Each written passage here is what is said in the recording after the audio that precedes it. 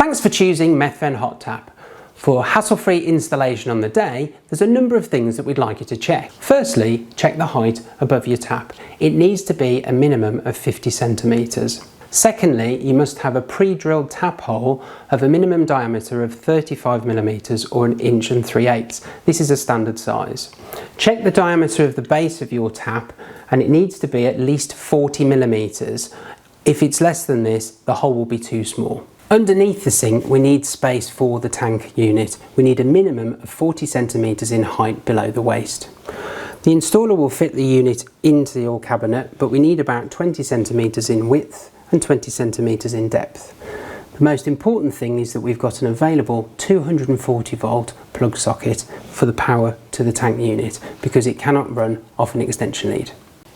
Thanks for choosing Methven Hot Tap.